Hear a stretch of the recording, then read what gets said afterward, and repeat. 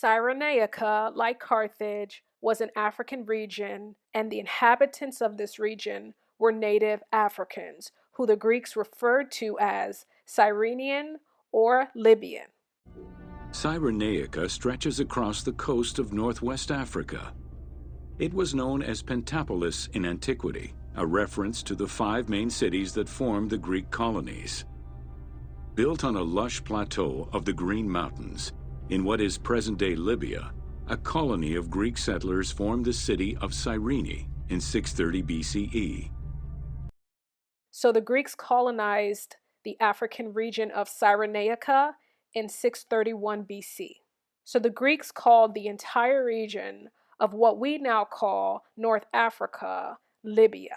There were other names too that they used to refer to Africa. Other names like Ethiopia, which means land of the blacks, and Egypt, which was colonized by the Greeks in 332 BC under the leadership of Alexander the Great from Greece. So the names Libya, Ethiopia, Egypt are all Greek words that were used to refer to different African regions. The main source for the colonization of Cyrenaica is the ancient Greek historian Herodotus, who is called the father of history. The city of Cyrene was founded by Battus Aristotle, guided by the Oracle of Delphi.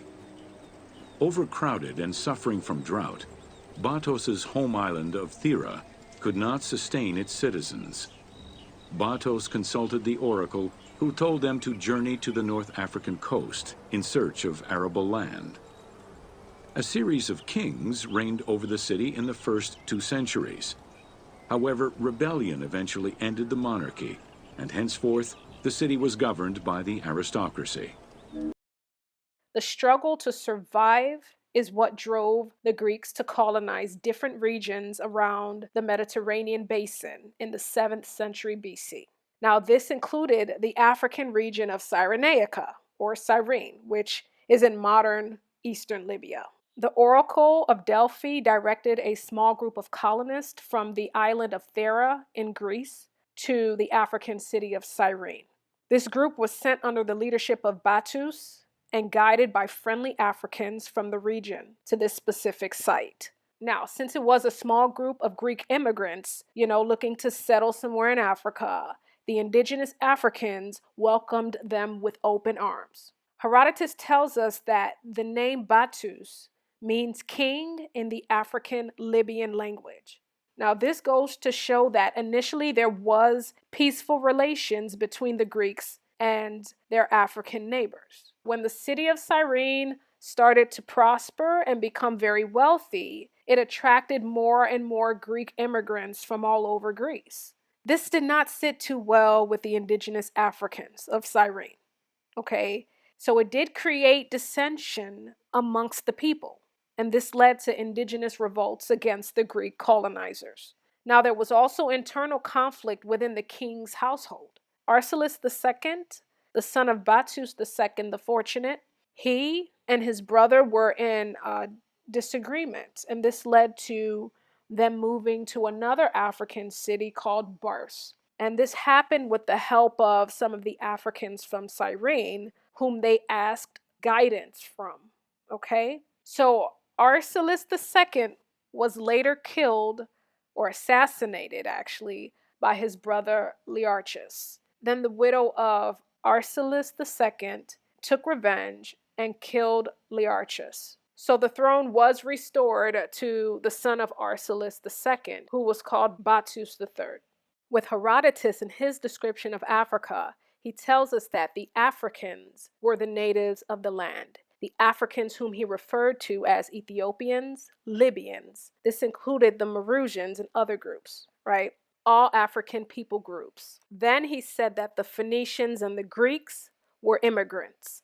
So the Phoenicians settled in Carthage in 814 BC, and they settled with the Carthaginians, who were native Africans of the land. And the Greeks settled in Cyrene with the Cyrenians or Libyans, who were native Africans of that region.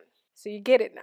Stratonicus of Athens, who was a well-known musician, famous for his flute playing, he described the people of Cyrene as dark-skinned. And Herodotus, in his description of the native Africans of the land, he notes that both the Cyrenians and Barceans had African customs that were considered taboo to Europeans. Herodotus writes, "Even at Cyrene, the women think it wrong to eat the flesh of the cow. The Barcean women abstain not from cow's flesh only, but also from the flesh of swine." All right, quick recap. So the Greeks colonized the African city of Cyrene in 631 BC, and then they went on to colonize the African region of Egypt in 332 BC under the leadership of Alexander the Great from Greece. Now, the Greeks lost control of Cyrene to the Romans in 96 BC, and then they lost control of Egypt to the Romans in 30 BC.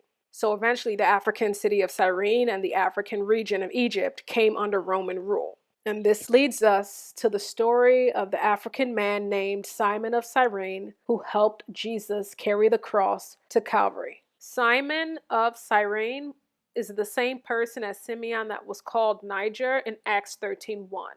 The word Niger is Latin for black, and Latin was the language of the Romans who had colonized Africa. Simeon is the Greek form of the Hebrew name Simon.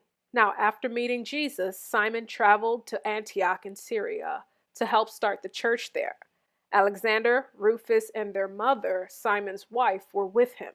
Mark mentions Simon's sons Alexander and Rufus in Mark 15:21 because he and those in the early church knew of them personally. Now, Paul, who was writing to the Romans, greets Rufus and his mom in Romans 16:13. This is because he knew them personally. And then after Simon died, his wife and son Rufus were living in Rome, helping develop the church there. This event happened during the apostolic era in the 1st century, starting from around the time when Jesus is said to have been crucified in 30 AD to the death of the last apostle John in 100 AD. Symeon is a Jewish name, so this African was a Jew, and many Africans spoke Latin and Greek because those were the languages of their colonizers. Simeon, that was called Niger in Acts 13:1, was a Jewish African prophet and teacher who helped Jesus carry the cross and later helped to get the early church started. The sources used in this video will be listed in the description below.